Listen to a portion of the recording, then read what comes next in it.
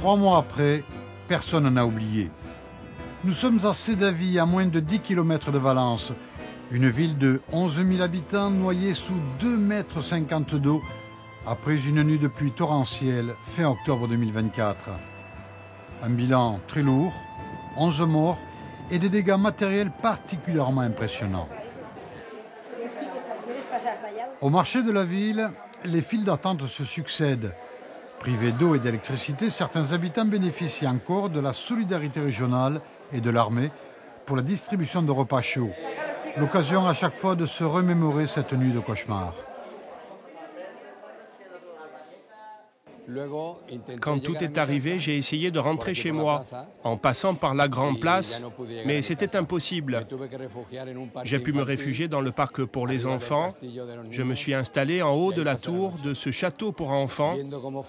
Et c'est là que j'ai passé la nuit. J'ai vu toutes les voitures flotter, les conteneurs, les palettes. Une nuit horrible. 2 mètres d'eau dans les rues. Maria a tout perdu lors de ces inondations. Sa maison, mais aussi sa mercerie. Il ne lui reste plus rien. Tous les commerces de Sedaví ont subi le même sort. Ce marché reste une solution provisoire. On a tout perdu. La maison où l'on vivait, nos voitures, tous nos garages et mon commerce ainsi que celui de mon mari. Mon mari essaie de travailler encore dans les champs, c'est un agriculteur. Et moi, au départ, rien pendant 1 mois. Et puis la mairie m'a aménagé ce local au sein de notre marché. Des écoles fermées qu'il va falloir reconstruire, un aménagement urbain à repenser, des terrains de football transformés en casse pour les voitures. Les chantiers pour cette seule ville de Sedaví sont énormes. Un mouvement international de solidarité s'est de suite mis en place au vu de l'urgence des besoins. À l'image de ces camions remplis de fournitures scolaires et de matériel sanitaire venus de Corse. Les associations Père Apache et Corsica Catalogne se sont impliqués naturellement dans cette action humanitaire. C'est une goutte d'eau, comme disent les Espagnols, un granito de arena, un petit grain de sable. Mais une goutte d'eau, toutes les gouttes d'eau, comme on dit en Corse aussi, ogni pedra va gemuro. Toutes les pierres font un mur et tous les petits grains de sable unis peuvent faire une action. D'ailleurs, nous sommes dans un entrepôt ici qui est chargé de dons, qui est plein de dons, de toutes sortes. Ça peut être alimentaire, comme ça peut être du matériel électrique, des jouets, etc. Tout le monde apporte. Et ça aide. Il y a une situation encore très tendue et même au niveau on pense qu'on a oublié déjà Valence, on pense que tout est terminé, tout est rentré dans l'ordre. Or, pas du tout, il y a encore des gens qui n'ont pas, on a encore des distributions d'eau à l'heure actuelle, donc on est quand même fin janvier. Il y a des gens qui n'ont pas l'eau courante, il y a des gens qui ne peuvent pas accéder à leur logement. Enfin, c'est vraiment toujours très problématique, il faut le savoir. Les moyens nécessaires pour rétablir une situation normale restent les plus considérables. C'est la plus importante catastrophe naturelle qu'ait connue l'Espagne. À l'image de cette commune de Sedaví, où les besoins sur place sont immenses. Sedaví, notre commune, fonctionne avec un budget annuel de 7 millions d'euros environ. C'est avec cela que l'on vit toute l'année. Une première étude de nos dégâts, et seulement pour ce qui concerne les biens publics, a été évaluée à plus de 60 millions d'euros. Je répète, uniquement pour ce qui est des biens publics. Si l'on tient compte de ce qui relève de la sphère privée, on parle de centaines de millions d'euros de dommages subis. Imaginez que dans notre ville, on n'a pas pu sauver une seule de nos voitures. Tous nos véhicules ont été détruits. Ceux qui étaient dans nos rues ou dans nos garages, toutes les maisons de plain-pied, tous les commerces ont été emportés. Un problème des plus importants finalement, ce sont ces commerces qui ont disparu. C'est ce qui donnait vie au quotidien, à notre ville. Quand tu passes dans la rue, quand tu vois que c'est ouvert, que tu connais les vendeurs, que les conversations s'engagent, toute cette forme de vie a disparu. Près de 2 années de pluie en quelques heures. Un scénario catastrophe qui se renouvelle de plus en plus souvent en Europe occidentale. À Valence, les plaines agricoles et les zones industrielles autour de la ville sont restées très vulnérables face à ces inondations. Un phénomène renforcé par un aménagement déficient des berges, dû aussi à l'effet de croissance urbaine et démographique. Aujourd'hui, dans cette région, près d'un tiers des habitations a été construit sur des zones inondables. Ici, c'est un endroit où se croisent et se réunissent deux affluents. Ils ont débordé très vite et en un temps très court. Il y a cette zone industrielle qui est placée juste au milieu de ces deux affluents. Ici, c'est finalement un lieu symbolique de tout ce qu'il ne faut pas faire dans le domaine de l'aménagement et de la planification urbaine. La population, ici, une fois l'onde de choc passée, affiche un sentiment profond d'abandon. Ils sont tous très préoccupés, car ils ont peur que cette catastrophe ne se reproduise à nouveau. Il ne faut surtout pas oublier que ces quartiers, cette zone, sont très populaires. Ils ne peuvent pas vivre ailleurs par manque de moyens. Ils ont acheté des maisons ou des appartements dans un endroit qu'ils croyaient sûr. Ce sentiment de sécurité a disparu. C'est l'inquiétude qui prédomine.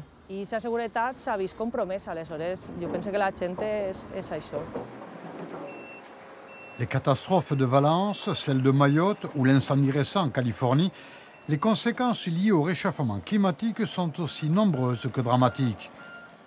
Dans le cas espagnol, le niveau de pluviométrie atteint à une seule nuit a surpris tous les spécialistes. Les chiffres et les données pluviométriques officielles de cette catastrophe ont bouleversé toutes les prévisions et statistiques que l'on avait établies jusqu'à présent. Il va falloir que l'on révise et remette à plat l'ensemble de toutes ces données. Travailler sur le futur des risques encourus par toutes ces zones à fort potentiel inondable, tant pour ce qui est des futurs investissements économiques que pour celui de la protection des populations. Il faut obligatoirement adapter nos territoires au changement climatique. Cela reste vital.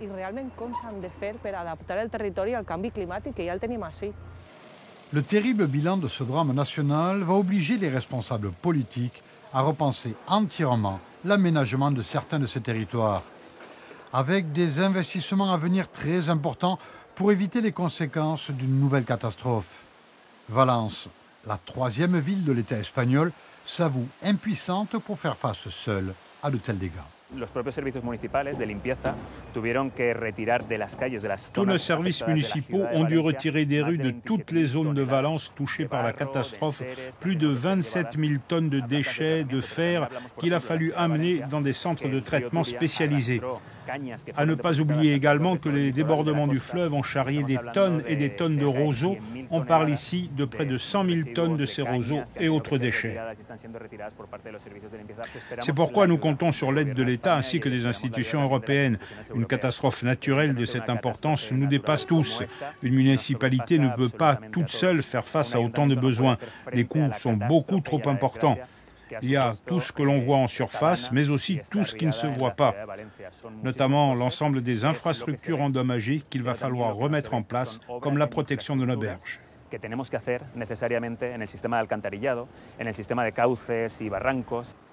Les dysfonctionnements et le manque évident de cohérence entre les différents niveaux administratifs de l'État n'ont fait qu'aggraver une situation déjà largement compromise.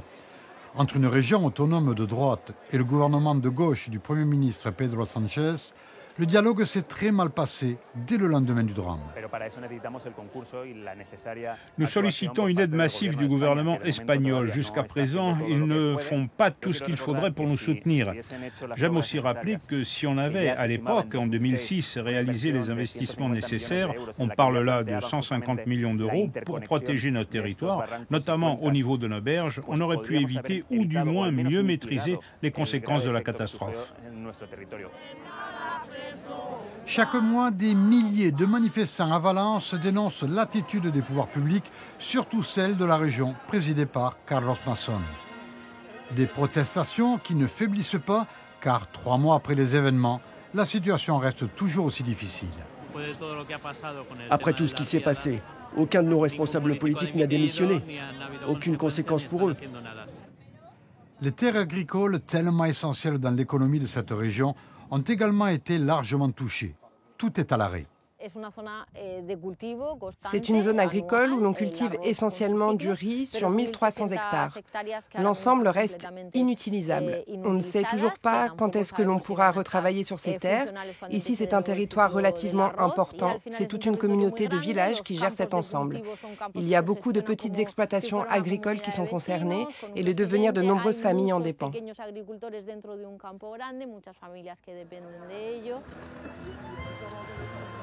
L'immense solidarité qui s'est spontanément organisée sur place à Valence a apporté beaucoup de réconfort aux familles de victimes.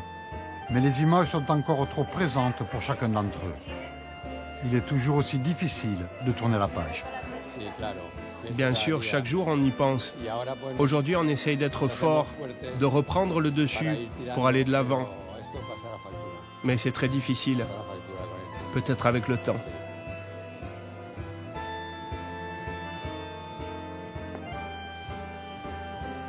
Plus jamais ça. Une formule classique après chaque catastrophe. Cela ne peut pas s'appliquer dans ce cas précis. Il est vrai que l'on ne peut prévoir les conséquences des futurs dérèglements climatiques, seulement mieux les appréhender. Ce qui serait déjà une avancée notable au vu de l'exemple espagnol de Valence.